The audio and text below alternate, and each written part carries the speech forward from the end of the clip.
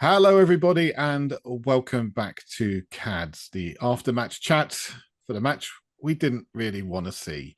Horrible result against Newcastle, but we're committed to this now. We're going to be doing it every week after every game. So let's talk about it. Hello, gentlemen. Welcome Hello, to Stuart. CADS. Hello, Ash. Hey, Hey guys, Austin. Hey, Ash. Hey, Hi, guys. David. Hello. it's like the song goes, it's actually raining in California. Oh, Southern California. really? Yeah. Wow. Okay, so before we go any further, let's talk about tonight's result. Arsenal lost to Aston Villa 2-0. Yeah, that's good news. Yeah, that's well, it's good and bad. I mean, it makes it less likely that Arsenal are going to win the league. Yeah, we only have to beat Over Arsenal by 4 or 5-0 and we go back above Aston Villa. that's very true. But Aston Villa had a good result. They're obviously now ahead of us in the league. We've obviously still got that game in hand. So we'll see what happens. But well done to Aston Villa. I mean, the question was asked yesterday, do we want to see Arsenal win? Do we want to see Aston Villa win? And my opinion was, if we're to get fourth, I want it to be on our own merits and not having to rely on other teams to do us a favour. And well done to Aston Villa. Yeah. Anybody else? I'm surprised because I thought they were so shit against us. They were bloody awful. And Yeah. by the way, we are swearing, so that's fine. Yeah. Okay. Yeah, but I'm not going to get carried away either. But they were very, very poor, and I'm surprised that they're winning again now. I don't know whether they had an off day against us, but I was actually, because I haven't really watched them very much, and I was shocked by how poor they were against us. They looked like a lower level team, relying on long throws, and they were just really poor. But going and tonking Arsenal, who are quite a form team, I hate to say it, but just fair play to them. Yeah. Exactly. I actually watched the first half because I never usually watch other teams. And Arsenal, the word came up, and so one of the commentators said the same thing. I said, they looked slick in the first half. That guy Odegaard, I'm going, gee, I wish Madison could play like this all the time. Havertz was great. They were all great. And Aston Villa were hanging on by the skin of their teeth. And I went, oh boy, this doesn't look so good. Then I did see Villa score out of nowhere. And then I had to go out, had a meeting. And then I was shocked to go like, wow, Arsenal didn't come back. But I'm telling you, when I was watching these guys, because I'm watching, what's the difference between them and us? And they were just, that's the word, they were just slicker at everything they were doing. They were a little bit faster. Odegaard's passes, as opposed to Madison's passes not making it, Odegaard's passes were getting through to the Arsenal strikers and the forwards, and they were just on the ball. I go, damn, I wish right now we were on the ball like that. We're just not slick, and they were slick. And then they threw it away, I guess.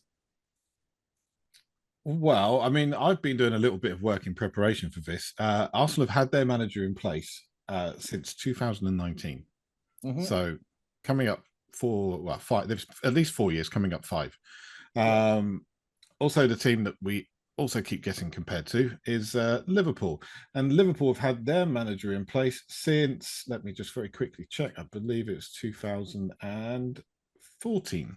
So nearly a decade of their manager in charge as well. So it's very, very difficult to compare where they are now to where we currently are. Okay. So what I've actually done is I've gone through and I've worked out what their managers' results were in the first 2 seasons. I think because Postecoglou is only in his first season, we should only look at his first season, just to be fair. But home wins, Postecoglou so far has 12 home wins, which is 35% of the season total.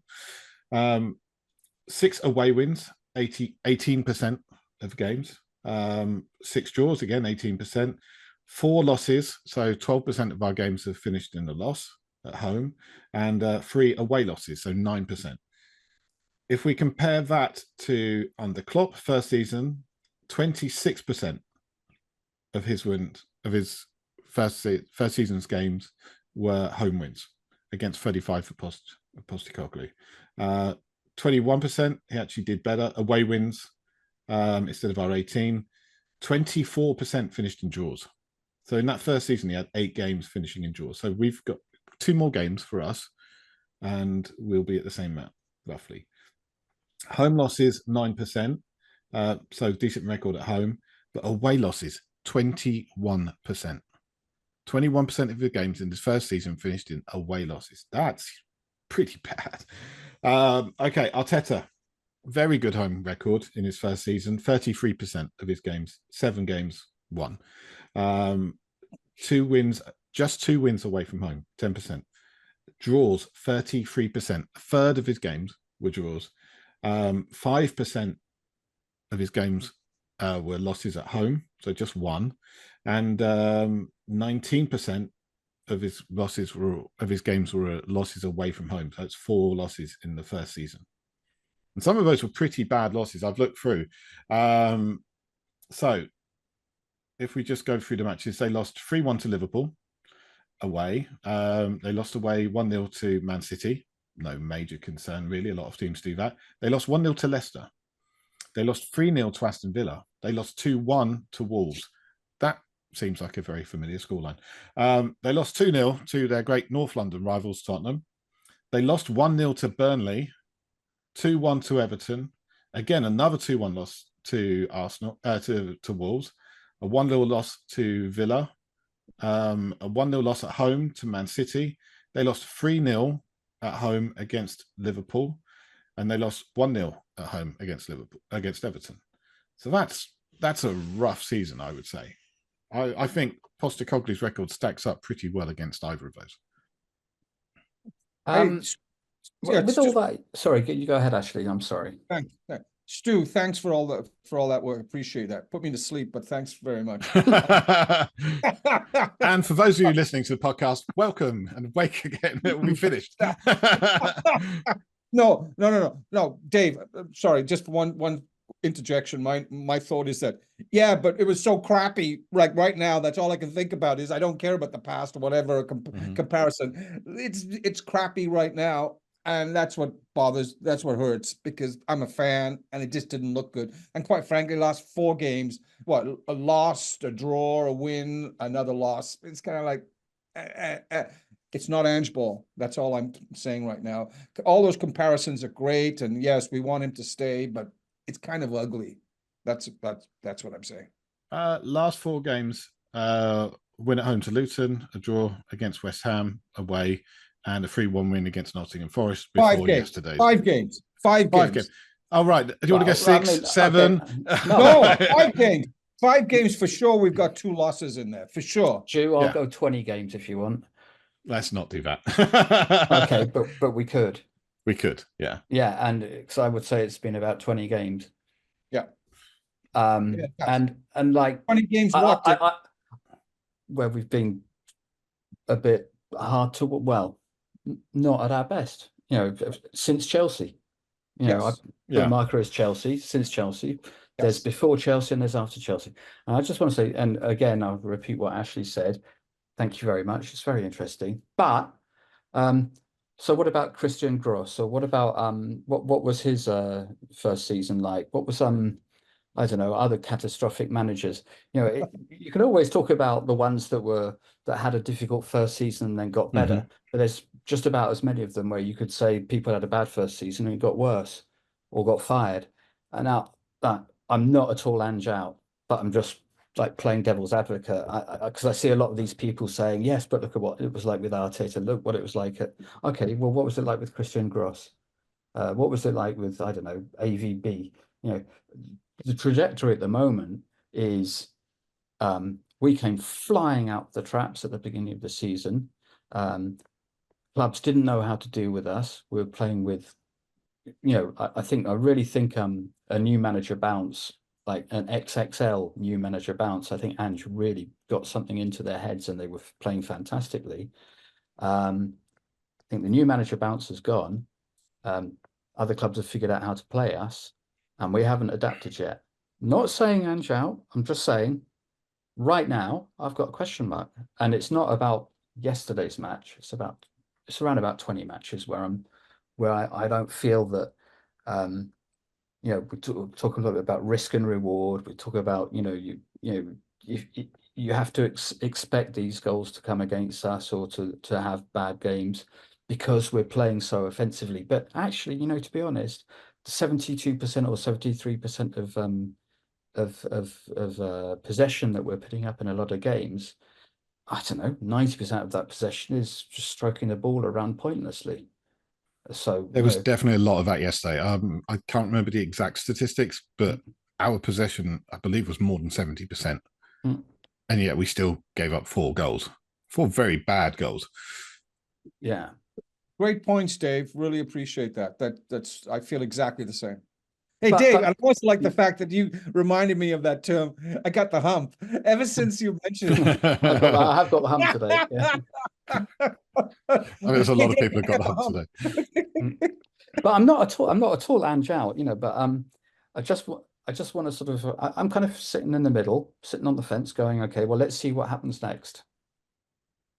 Can I just say, I watched that game yesterday in the pub in Bowness on Windermere with my brother. I strongly suspect drinking that with alcohol was a better experience than being stone cold sober, like I was for the entire game. Well, no, I was driving because my brother's got cancer and he's terminally ill. Worst of both worlds. But we're in a pub full of Newcastle supporters. Oh God! And it was loud and it was horrible. And we were 3 goals down. So my brother and I walked out. But I actually thought, because I used to go to Newcastle when I was a kid, because I grew up in Durham. And I thought, of all the people in this bloody pub, I'm probably the only one that was there the last time that Newcastle won anything, and that was 1969, the Intercities Fairs Cup. I was going to say, it's the Fairs Cup. Yeah. And I was really, really fucked off. Excuse me. But I just thought every time they attacked, we looked like we were going to concede. And it was so obvious. And even when Højbjerg came on and Sarr, we still conceded 2 further goals. Yeah, it didn't look any better. No. Actually, we looked worse. It did a little bit. We had more possession then. But we were toothless. Yeah. And I think we've got to the stage where at the start of the season, there was enthusiasm and we can do this.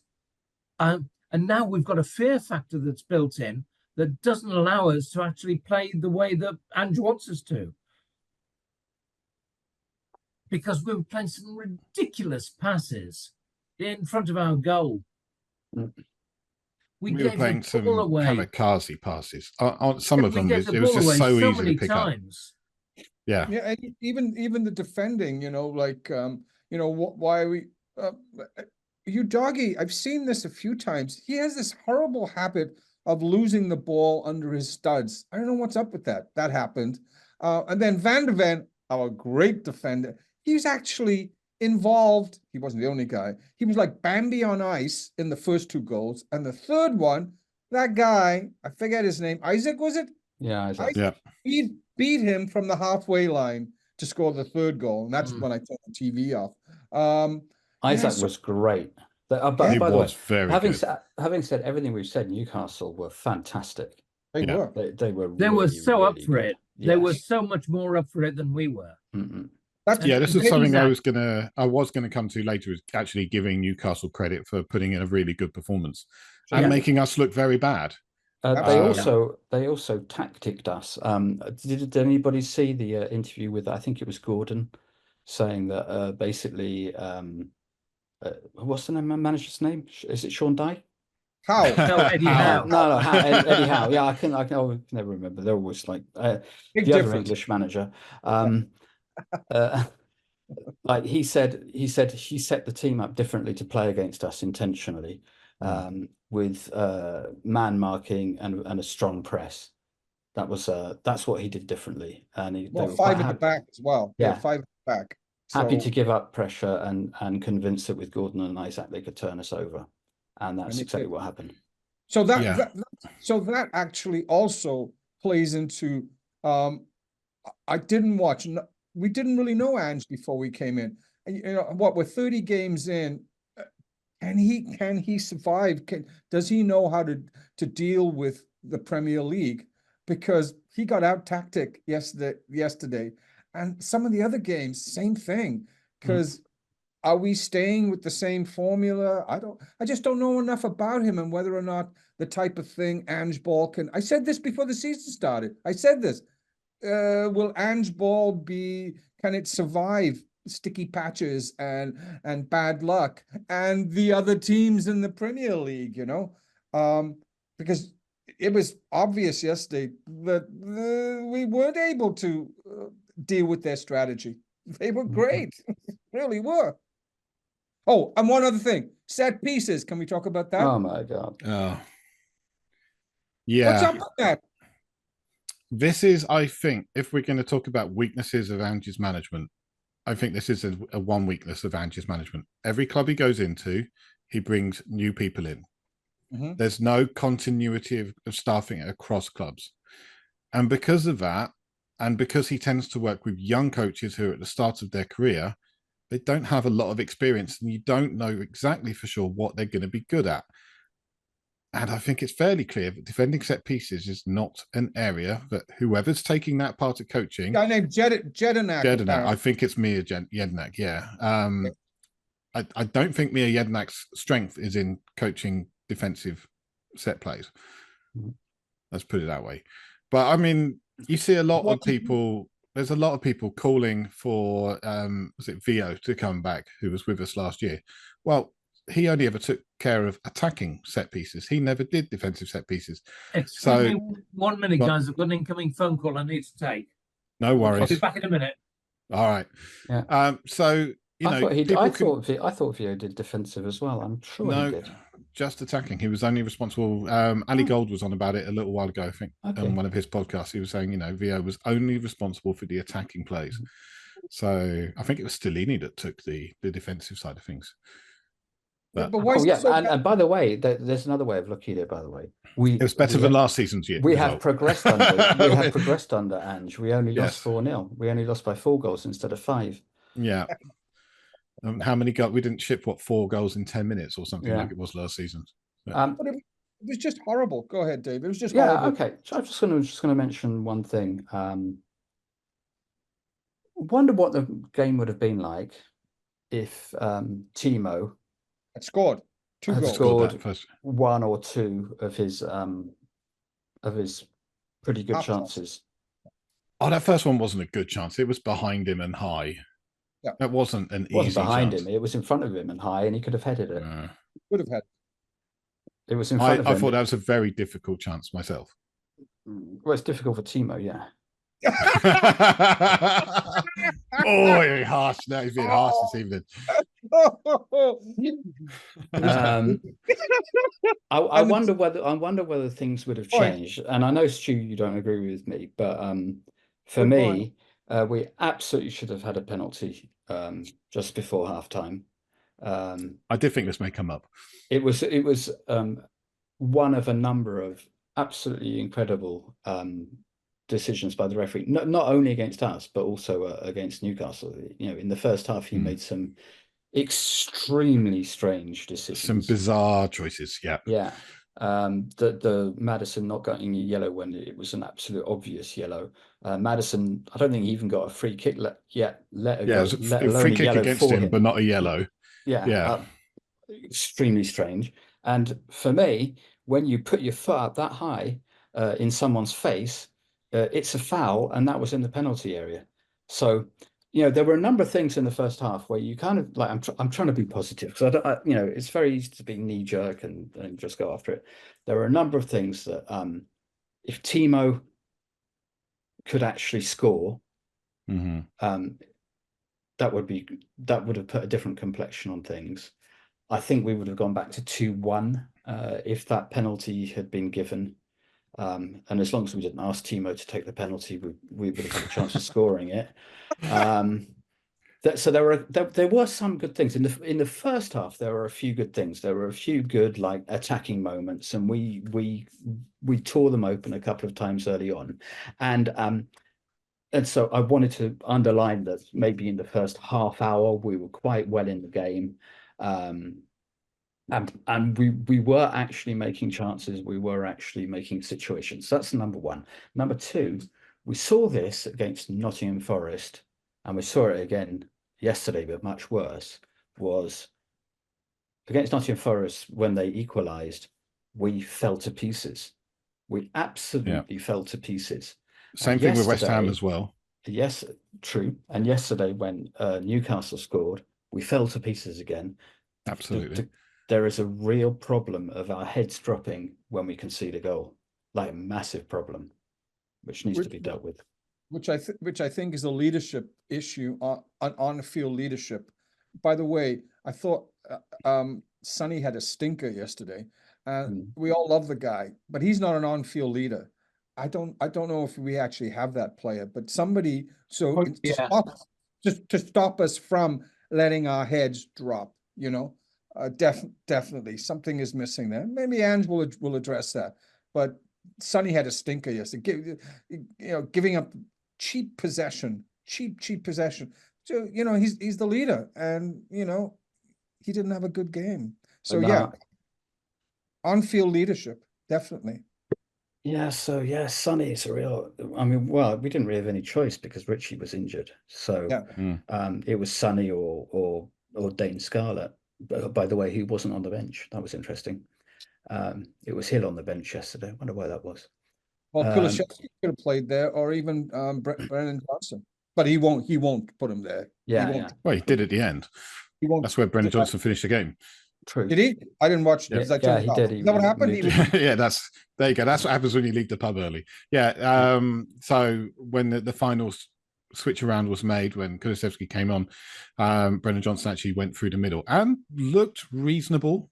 Had some nice touches, but he's not going to be a number 9, is he? No. Sometimes if Sonny's not up to par and he's a little bit off, rotate. Why not?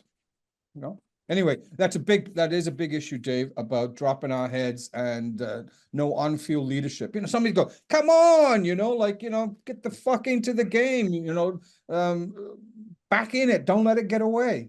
Nobody's so I think Sonny's been really good at setting the tone and getting the new people in, and I think he's a good leader in that sense. Right. Perhaps I would have expected maybe Cutie as like defender to rally the troops more. But maybe that's not his his way. I don't think he's that. I think the person that would do that best would be Højbjerg. Yeah, true. He's a real warrior. He fights for everything. Yeah. Danish warrior. Yeah. Good point. But he's not going to be here next season. He's not going to be. He's not a long-term option because he won't be here next season. So we need some. Yeah. I think if you look at the leadership group, obviously you've got Sonny at the top, and as Dave says, I think he does a very good job of setting the tone for the club and the way that we want to be doing things. And then you've got Maddison, and I think the reasoning behind the other 2 vice captains is you've got Maddison, who's there for the English-speaking part of the club, part of the team, and then you've got Cuti, who's there for the Spanish-speaking part, and we do have a significant number of Spanish speakers at the club now. So, how good is Cuti Romero's English? Anybody ever heard him do an interview? I can't remember. Don't know. Yeah, I don't think. Yeah, and he did not have a good game yesterday. I mean, normally we're so solid in central defence, but he was as bad. It was his mistakes that left Van de Ven looking so exposed so many times. And Van de Ven didn't cope well with it, but it stemmed from Romero's mistakes, I thought. Yeah. I mean, I'm not going to get after Van de Ven for yesterday. He's been absolutely tremendous all season. He forgot to put studs on his boots yesterday. No kidding. Jeez. Bambi on ice. He's had a bad game. And I think, like with young, I think we said this in the last podcast, they're still young, they're still learning. Van de Ven went from hero to zero. Probably the truth is somewhere between the two. But I still think he's really good. I think Cuti wasn't really particularly the problem yesterday. I think Matt said problems tactical. It's not the people, it's the tactics. I thought he improved enormously when he brought a third midfielder on in the second half. Yes, we still conceded another couple of goals, but we suddenly had a grip on midfield and we started to play. The problem was we couldn't penetrate their defence. But just to clarify, because I turned off after the third goal, we didn't make those changes until after the third goal, and they only scored 4 goals. So it was actually only one more goal after we brought on those changes. Am I right? Because I didn't watch that. I thought they got 2 more after the changes. I can't they remember. did. The initial round of changes they got, because we changed over. What was it? Højbjerg came on second half, start second half, I think. Start the second half. Okay. And after that, we conceded 2 goals in the second half. But there was a final round of changes with Kulusevski coming on. But we just didn't make enough chances. There was no final ball. There was no real penetration into their box. You know, their goalkeeper didn't have a save to make till the 70th minute or something. Yeah, Maddison. I was watching, like I said, watching Odegaard today, and the guy is just brilliant, you know, and he's calm and he sees, and you know, Maddison 3 yards. 2-0. What's that? And they lost 2-0. No, but Austin, you left the room the first half. He was terrific. He really was terrific in the first half. Second half, I had to go out. But anyway, Maddison, something is going on. He was terrific in the first 10 games. Yes, maybe the injury has really impacted him. I wish he could just turn it back on again, because it would make such a big difference. I agree with you, Reed Madison, Ash. I really do. He seems to have lost the mojo. the instant pass, the pass that goes through to the player, the spontaneity of passing that he had at the start of the season. But I think the whole team have hit a bit of a barrier. And whereas in the first 10 games, everything went well for them, give or take. And then suddenly they started conceding goals here, goals there. They lost a couple of players. They lost a couple more through injury. And I think the confidence of what they were doing to start with has gone. And they need to learn to be confident to do what they were doing to start with again. And I think that's where we'll see whether Ange's got the wherewithal to get them back to where they were. Yeah, I think they're facing different types of teams, though, than they were in those first 10 games. I think they're facing different tactics. I don't think it's just that Maddison. Oh, by the way, just a little brackets. We were 3 down before we made the changes. Not 2. Yeah, okay. You're right. I just checked. So just to go back to Maddison, I don't think it's only that Maddison has gone off form. I think those passes aren't there to be made anymore, because the teams have set up differently. We're sort of still very narrow, and the pass that was on in the first 10 games of the season, the other teams have like blocked those holes, and we haven't found a new way of setting up to make new chances, in my view. Dave for manager. I know. I don't know balls about football. I just know I hate losing. No, Dave, excellent point. But once again, getting back to what you said earlier, tactics. Can Ange evolve the tactics? Yeah. His tactical approach. Can he evolve? But once again, I didn't watch the Scottish League, but that's not a competitive league, you know? And when Celtic went in the Champions League, they did nothing. They didn't even get out of the group, playing better level teams. Maybe the tactics didn't work. I don't know. I didn't watch Celtic games, so I don't know. They had playing against Real Madrid in the Champions League. They were extremely impressive. Yeah, that's one tie against the best club in the world at the time, or one of the top 5 best clubs in the world at the time. Last season? No, they weren't. When was this? Last season? His first season, I think. Well, he's only there 2 years. I don't know if they were the best club, but anyway. You know the point. The point, I'm sure you do know the point, is that, you know, can his tactics actually work against us in a superior division, a superior competition? Can I say something? God forbid. What if we got into Champions League? Anyway, shut up. I got the hump. Get the hump, but respect your elders, for goodness sake. Well, that's true. We're in 5th place still. Yes, right, we've had a few bad results, but we're in 5th place, and we'll be in 4th place if we win our game in hand. Now, this is his first season. Dracula's been in charge of Villa for at least 2 seasons. The other three managers have been in charge of their teams for quite a lot longer. I think we've got to say, okay, our expectations were raised, but they were falsely raised, and we actually really need to work through the things that we're required to do to back up what we did to start off the season. Totally agree. But we are in 5th place. We're 10 points ahead of Newcastle and 10 points ahead of Manchester United. Newcastle had their manager 2 years ago. Man United had their manager 2 years ago.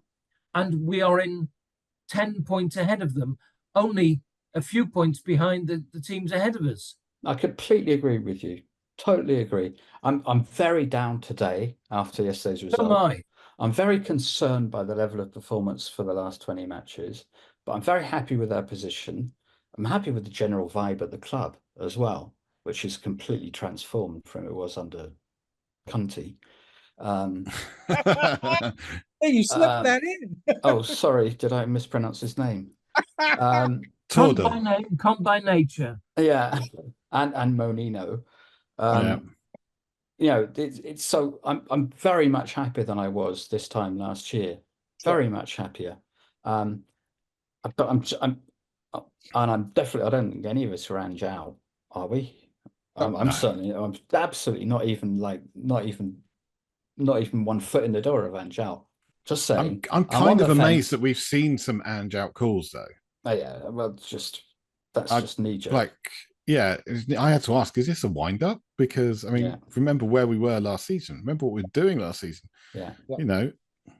Yeah. But it's not improved. Well, as you said, it's already improved a little bit because it wasn't 6 goals against Newcastle.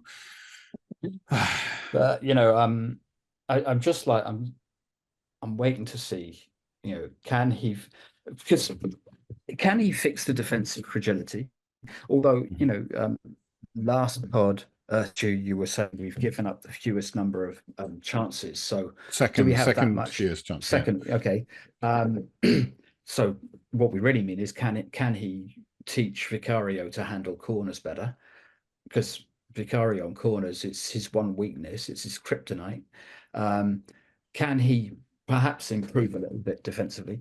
But I think the main thing is, can he find new attacking patterns, more effective attacking patterns, or is he just going to carry on with the 2 inverted wing backs and passing the ball around until a chance comes up? That's not going to be good enough. That's not going to. He needs to find a new. He needs to change the chewing gum. It's lost its taste. So I think you were saying. Go ahead. I think there is. There's very, very good points there. But in terms of, can he change things around? His Celtic side had different angles and played different angles. It wasn't what the kind of thing that we're seeing now. It was very much getting towards the byline and cutting things back a lot more. We don't seem to be doing that as much as we were maybe earlier in the season. And we still had some success with it, with Werner doing that and getting goals. You know. But we've not had that box presence. And the approach play, certainly in this game, the approach play was terrible.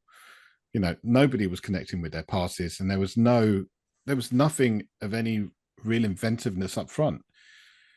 The strikers that were the forward players were feeding off scraps, and when they got a ball, they hit it long and put us immediately under pressure. And they had the players to do it. Gordon was fantastic. Isaac was an incredible player for them yesterday. He was great, yeah. And you know, we've been linked to him, and I said, I'm not sure about that. I'm very swiftly reconsidering my choice on that one. We're not taking any players off Newcastle. No, well, just don't even dream about it. Oh yeah, exactly. Would be nice, wouldn't it? But just no, but he, you know, the way he played yesterday is kind of the prototype of what we're looking for. Mobile, quick, you know, moved really, really well and finished well. He was brilliant in the air. Yeah. We only won a handful of the defensive free kicks and corners. Newcastle won nearly every one. What Dave just said earlier, and I'm just to continue on with the set piece. Well, corner kicks, defending corner kicks. And you were saying about Vicario's weakness. Fair enough, but I think there was at least 6 of those corners where they had a free header. And it's like, was it all on Vicario? Are we not marking? Are we playing zonal? I don't know. Playing zonal positioning or what? Why are they getting, you saw it too, why are they getting so many almost like free chances at the goal? It can't all be on Vicario. Maybe No, it it's is. not. It's not all on Vicario. No. I We were think some playing- of this is down to Ange, because Ange never complains about the referees. Arsenal complain about the referees, City complain about the referees, United complain about the referees, Liverpool complain about the referees, and we don't. And whilst I think you should accept the referees' decisions, I think we actually need to put a bit of pressure back up there, because I thought Dan Burn should have been sent off yesterday. Maddison got booked. Dan Burn played the player, our player played the ball. Nothing. Should have been a penalty. Should have been a sending off. Maddison played the ball and then the player, but got booked. And didn't get the player in the face and didn't get Dan the player Burn in the did. face. No, So- I think you were taking a phone call when we talked about that just now. Yeah. I was, Yeah, probably was. I was Sorry. astonished about that. But to go back to your point, Austin, you know, it's very not. I do like Ange's, thing about I'm not going to have a go at the referees and things like that. But the problem is, Premier League is very fine margins, and you need to grab a little bit of advantage everywhere you can. Yep. By not putting the referees under pressure, he's removing an advantage, or he's giving an advantage to, as you say, Liverpool and the other whining managers. And it does annoy me when I see managers whining and stuff. But the thing is, it does put them under pressure. It does make them think twice the next time they don't give a penalty or the next time they give a red card. And they're not thinking twice when it's Tottenham. And they're not thinking twice because we're not being, as Mourinho said, and almost the only good thing he ever said, which was, we're not being intelligent cunts. Their first goal yesterday, Udogie was taken out before the ball went through to whoever scored, which I think was Isak. Isaac, Isak, yeah. That should have been a foul in my opinion, and none of the decisions yesterday went our way. We ended up with 3 bookings at least, and they ended up with no bookings.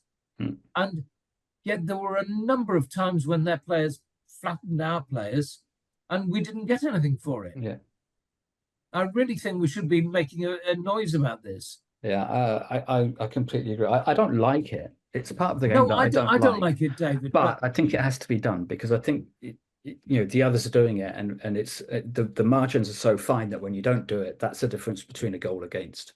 Yeah, I think you got to look. A lot of it stems from that Liverpool game. We got very massively got the rub of the green on that, but ever since then we've got very, very little out of referees, and there seems to be almost a sense of, oh, we can't give that to Spurs because it might look like we're favouring them when they got away with that Liverpool one, and we got nothing. I mean, how many penalties have we had this season? One. Yeah, we've had something like the second highest. And I'm sorry, Stu, I know you don't agree with me, but that should have been a penalty. I don't know if it would have changed the result. No, it wouldn't have changed it. But I would have been very unhappy if that had been given against us, because they did get contact on the ball, and yes, it was a high foot. It's a high foot. It was a high foot, but Bentancur was coming down, and he didn't make contact with his head. He made contact with the ball, which then kicked the ball into his head, and it was like instantaneous connection. And then his foot followed through into his chest a little bit, into his shoulder. The foot was at head height, but he got the ball, and it can't be at head height. It's not allowed. Full stop. That's it. It's a foul. Doesn't matter whether he meant to or didn't mean to, or whether he got his shoulder or his face. The foot was up. Penalty. I think it was 0-0 at the time yesterday. No, so we were all losing. It was 2-0, I think, at the time. 2 or 3-0. It was just before. It was just before half time. It was just before half time. Oh, that's right. Because I remember thinking if that had been a penalty, it would have been 2-1, and that would have put us back in the game. Yeah, I don't know. The game is about the dynamics. It's not just about individual play. It's about the dynamics and the shift and the confidence. And I actually think that set us back, because we didn't get something, and psychologically that is going to set the players back, because they think, oh, we should have got that. Oh, it's not going to happen today. Oh, and yes, it's easy to say, well, they shouldn't have that attitude. They should have a positive attitude. But we're all susceptible to the reaction to what's happened immediately before. All of us. Our confidence does seem so brittle, though. As soon as something starts to go wrong against us, it's like everything folds for a little while. It takes us 15, 20 minutes to get it back. So Stu, is that on Ange from the sidelines not being able to keep our confidence up or to help us to be brave? Is that not partly on him if we don't have that on-field leadership? Is that not on him to stiffen our resolve? Is not on... I think once they cross the white line, it's down to the players on the pitch, and they have to take ownership. It's everything isn't that. This is on the players. It's player mentality in the game, and he can't go out there and put an arm around them and give them a hug or whatever. They have to suck it up and deal with it. And what about giving rockets from the sidelines? I think he does. I think he does, though. Does he? Yeah, he yells at players when they don't place themselves properly. You know, when Johnson is cutting in when he should be staying out wide and so on. No, I think it really is. Once they cross that white line, it's on the 11 players that are on the pitch, and they have to find a way of dealing with it. And I think, you know, the fragileness, the human psyche, the human element of it, the fragility. I mean, we're not immune to it. I mean, when that second goal went into it, I screamed at the screen, not again, because I was thinking this is exactly the same as what we saw last season. One goal in and then boom, another one straight away. And I'm like, no, it's a completely different, effectively a completely different mindset, a completely different team. Okay, a lot of players are still in there from last year. And poor Pedro Porro, two very, very bad games up at Newcastle. But when that kind of thing happens, your thoughts immediately go back to last season against Newcastle, and maybe there was an element of that in their heads. You know, last year we capitulated. This season we capitulated, and now we got to wait till next season to find out whether or not it's going to be the same again. I really hope not. But you know, looking forwards, we didn't have anybody to hold the ball up yesterday. Sonny, we've all said Sonny was very poor yesterday, but even if he hadn't been poor, he's not the kind of player that can play with his back to the goal and sort of make things happen. I don't know whether Richie is, and I think he's not going to have time to lay his marker down before the season ends. So I think we need to be looking for a number 9. I think we do. Yeah, but I don't know. We're not taking anybody off Newcastle. They've got too much money, haven't they? No, they've got problems. Okay. Well, they've got financial issues. They need to sell. Well, they don't have to, but if they want to buy anyone, they need to sell at least one of those players. Okay. I would like them to, like Spurs, to get Joshua Zirkzee. I think he's at Bologna. Very nice player. Name. Yeah, Dutch. Very nice player. But I think we need a leader in midfield. Absolutely. Yves Bissouma was so good the first 10 games. I thought he was starting to come back into a bit of form, but I just think he might not have the leadership. You know, I think Austin, you were saying, was it you, Austin, said Højbjerg might have the leadership, but he's not going to be staying around. Well, I think we need somebody in the middle of the pitch that can really rally the troops and beat a press and track back and do the defensive dirty work. I think we need to look at the number 6 position, because I don't think that's solved yet. I thought it was at the beginning of the season. I thought Yves Bissouma was looking so good, but since opposition teams have sussed out our tactics and he's getting pressed by 1, usually 2 players on his back as soon as he receives the ball, he's not able to do what he was doing in those first 10 games anymore. I don't know whether anyone can, or whether we need to have 2 players in the pivot instead of just 1. You know, I don't know. But so it's 2 things. I think we can improve the technical level of that position, but I think we need to improve the leadership level of that position. Yeah. I thought about this, and it could be totally off the wall. Appreciate what you guys think. When we under Poch, when I think that one season we were the number one with goals not conceded. I think it was 17 and goals scored. Yeah, but I'm talking about the concession. And we had Jan and Toby, and you know what? So it was a back four. You know who was playing in the number 6? And I'm not saying bring him back. Eric Dyer. And what Eric would do was, first of all, he was a stronger, more physical presence, but he could actually also pass the ball. And he would also drop back between the two of them to give 3 players. Okay, this is kind of off the wall. I don't know what you guys think. Okay, so we've got Radu and Van de Ven, and Radu is really not playing. Is there a possibility of moving? It would be a big change, but that we moved Eric from a center back to the number 6, of moving Romero to the number 6, because he can actually pass the ball. He does have a physical presence. He could drop back between those other 2 center backs, and it would make him, just like making him vice captain, it would actually put more responsibility on him to show more leadership skills. Is that a possibility to do something like that? It's I not think about it's more. shout. Whether it'll happen or not is another question. I think What's it's that? more likely that our Romanian destroyer would be the one going into the hybrid position, because he played a little bit of that when he was at Genoa. Can't pass. He was the guy that covered a bit. His passing is better than we've seen so far. Well, Austin, what did you say? I didn't hear what you said didn't hear that. about that. I said that's a good shout. I don't think Yeah. it'll happen, but I think it's a good shout. Thank Yeah. you.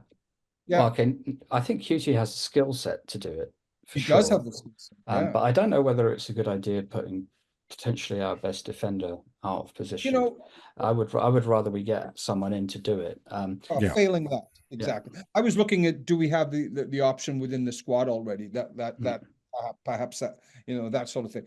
And obviously Pochettino saw it in Dyer to make that change, and it helped us become the best defensive team in the Premier League that season, and maybe for a couple of seasons. You know, moving a centre back into the number 6 position, a physical presence who actually had some ability, and then he lost it.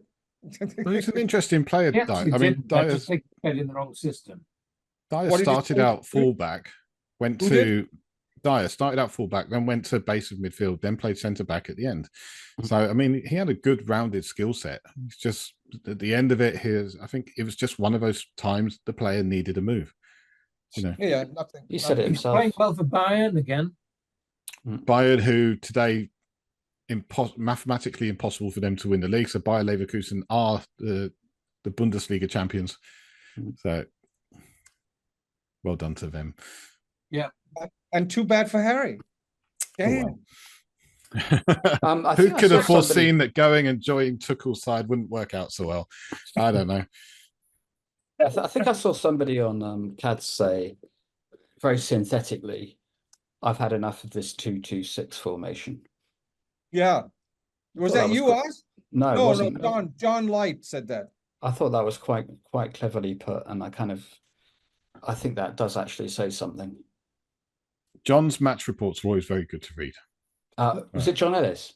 I No, think it no, might have been that was John Light. John Light. Okay. Okay. All Yeah. right. John Ellis is great. He's really good, interesting. Yeah. Match reports, really well balanced, really intelligent. John's a good guy. I know John well. Yeah. Which John? Ellis. All of He them. goes to every game. Yeah, but it was John Light who said the 2-2-6. Okay. But I thought, of course, it's very sort of perhaps even glib, but there's like a kernel of truth in there. Right. Yeah. So it would be actually nice to have a number 6 who can actually help cover a little bit more extra cover if we're going to just go with those 2 guys there. So you're combining a number 6 who can go forward and a number 6 who can actually make us stronger at the back. So basically, we need Rodri to join and Isaac. If we get Rodri and Isaac, we'll be winning the league next season.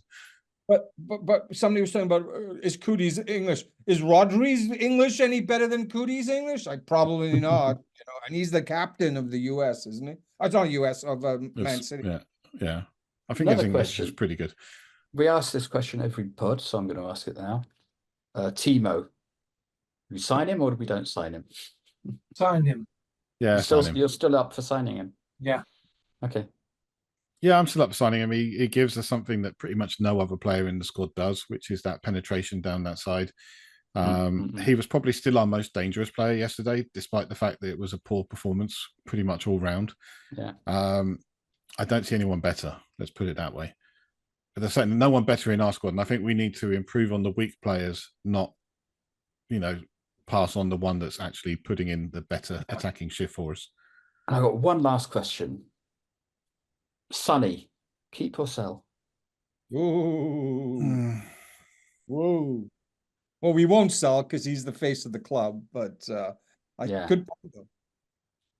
We won't sell because there are two reasons we won't sell. One, he's club captain. Legend. And he's a club legend. Club captain, club legend. Right? When he's on form, he's one of the best players in the Premier League. Right? He outperforms XG more than anybody else, more than Salah, more than Haaland. Fantastic. He does he's such a fantastic player when he's on form and when he's getting the chances. The other reason we won't sell him is commercial. Yeah, because that's true. The number of shirts we sell with Sun on the back each week is absolutely huge. And to lose that, there is no way that Daniel Levy is going to allow him to move on while he's actually contributing something to the side. And I don't think Postecoglou is going to be looking and saying, well, that's a player we need to change, because he is still putting in good performances more often than not. Also, as a human being, he's part of the club. Yeah. I'm just asking the question because we have seen it. We've seen a couple of players that have left recently where they overstayed by 6 months to 12 months, where we probably should have let them go at their prime rather than waiting for them to. Yeah, I'm thinking about Hugo. I'm thinking about Eric Dyer. I can't think of any others, but there's loads. Honest, Gav. Jan Vertonghen before he left. Yeah. I just wonder whether maybe Sonny is at that point right now where this would be the right time to say goodbye. I think with the giving him the captaincy has rejuvenated him in that sense, giving him more impetus to stay at the club, and I think he'll retire with us now. I don't see him going anywhere. My big question would be, if he's staying, and I think he should stay, where do you play him? Because I don't think up front is the position that's going to work for him long term. I think he needs to be down the left. So what do you do with Werner? If we move him over to the right, then what do you do with Johnson or Kulusevski? Super sub. He can come on the 88th minute and sky the ball over. Yeah. Okay. I'm going to ask everybody a question. We'll quickly go around the table. You get the opportunity to make one signing, and it has to be somewhat realistic, over the course of the summer. Who is that person going to be, and what position? Or what position are they going to play? And if you've got a name, give us a name. Let's start with Ashley. Number 6. I don't know if we could actually steal a number 6 who can also be like Rodri. Definitely. Or Vieira, or Eric Dyer for that one season, or 2 seasons. Number 6. I don't know. I don't know the players that much. You guys probably, Stu, you seem to know possibilities there. I think a number 6. It's a tough one. A number 6 who has leadership qualities, I'm talking about on-field leadership qualities, who won't let our heads drop. You know what I mean? Somebody that Ange can sort of rely on. Sonny's still club captain, but he's the on-field guy. And for me, that's the key position for sure. Okay, Austin. Well, I'll throw in a name for Ashley.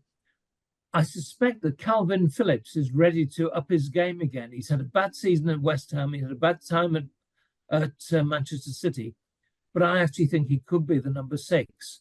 And I think he's ready to get back to where he was again. But that's not the player that I would have mentioned. The player I would have mentioned was Alexander Isak, who I think I would love to have at the club. He'd be brilliant. Okay. David?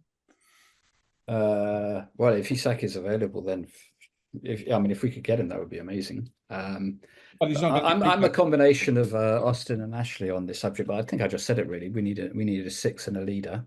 And we probably need a 9. I'm still like not down on Richie, but this is the end of his second season and he's not up to 15 goals, and that's what you need from a striker. So yeah. What about you, Stu? Well, we obviously need a 6 and we obviously need a 9. You've all gone for 6s, so I'm going to go for the 9. I do have a name. Joshua Zirkzee of Bologna combines really well with players. Very intelligent, good finisher, very good mobility. I think it'd be very, very nice to see him come to the club, and I think he'd do very well in the Premier League with the players that we've got.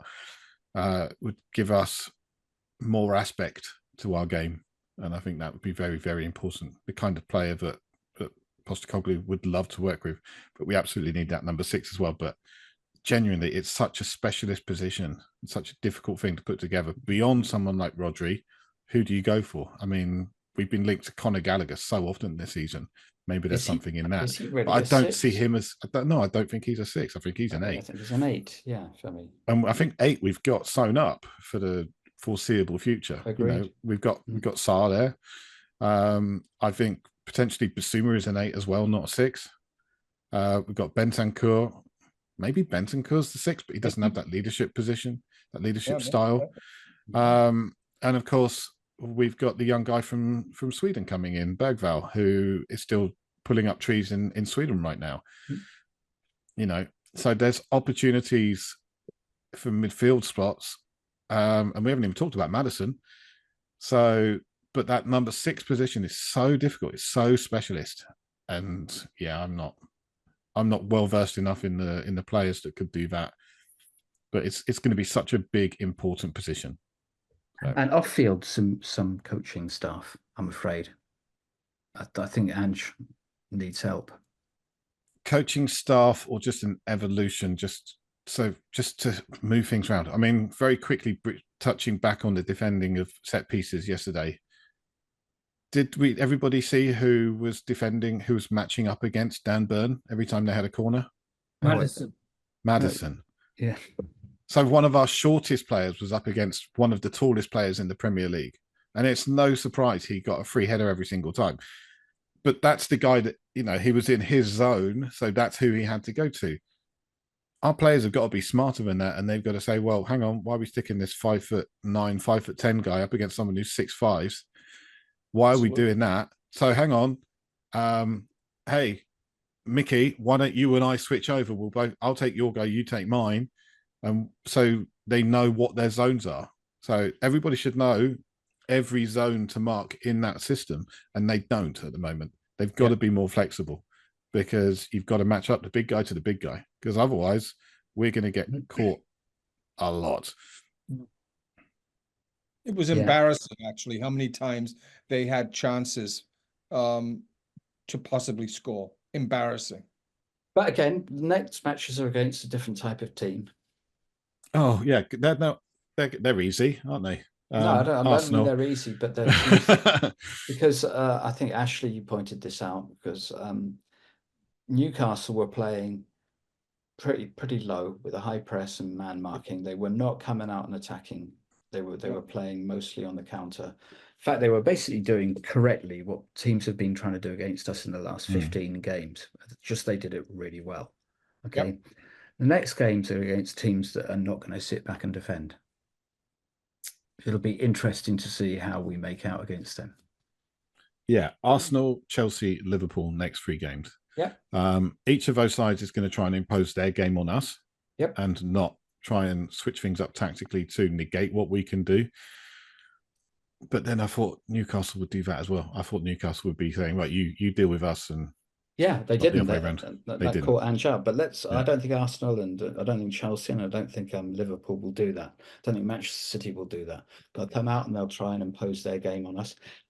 How good are we now against that sort of team? Again, how have we progressed since those first 10 games? Be interesting to see. Or painful, I don't know. Or painful. Yeah. But either way, we'll be here to talk about it afterwards. Yeah. All right. Austin's Well, put his I'll be here invisibility to cloak talk on about it again. after. So you may not be. Okay. All right. So the next one, yeah, Sunday, 28th of April. So we'll be here on the 29th. Ah, gentlemen, thank you very much for your time this evening. I know it's not always easy to make time for this, but it's very, very much appreciated. Not be doing this on my own, because that was no fun when that one time when it did happen. Yeah, we'll be back on the 29th. Austin, you're back just to wrap things up. Yeah, sorry, I had to go. It's all right, mate. It's okay. Thank you. I was just saying thank you for giving the time you have. So it is much Can I appreciated. just mention someone? Of course you can. Well, when I took that call earlier, that was to a young lady called Monique Strauss, who's the daughter of a guy called Brian Lotter. Now, Brian I'd known from about 2000 on another Spurs Views, and he was part of CADS from virtually day one, and he died about 4 years ago.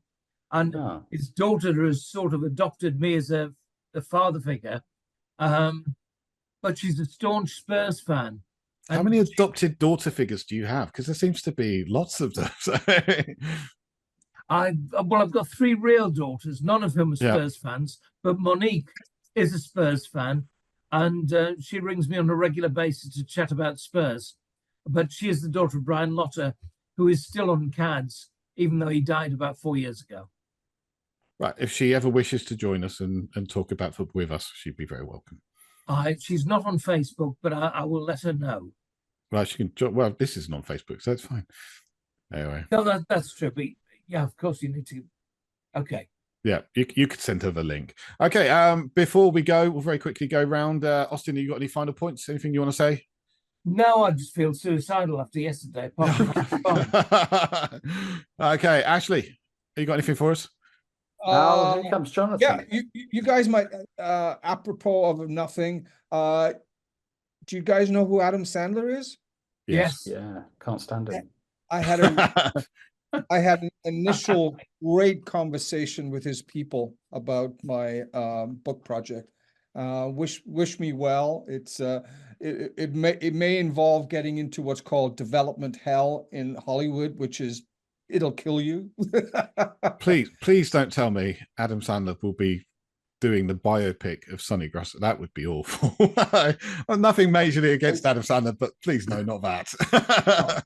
No, it's a different project. It's Ashley's project about Tottenham, and Adam Sandler's going to be playing Danny Levy. Oh, yes, that kind of works. By the way, he's filming. He's filming in London, and he's been to Chelsea and our Tottenham Stadium recently. Because he's filming. Exactly. Yeah. Anyway, it was kind of exciting, but just to get back into Hollywood, I'm going, oh my God, what have I stepped into? Type thing. Anyway. All right, David. Anything from you? Would you like to disparage our YouTube hosts any further before we go this evening? Anjal, Stew out. Everybody's a cunt. There we go. Well, there Jonathan, you go. Look, Jonathan's here. Jonathan's here, but he's on mute. So, Is he? Yeah. I don't know if he's going to quickly pop in and say hello, goodbye, but maybe not. We'll see. Come on, you Spurs. Thank you, everybody. Thank you for coming, and we'll see you next time. Come on, you Spurs. Well done.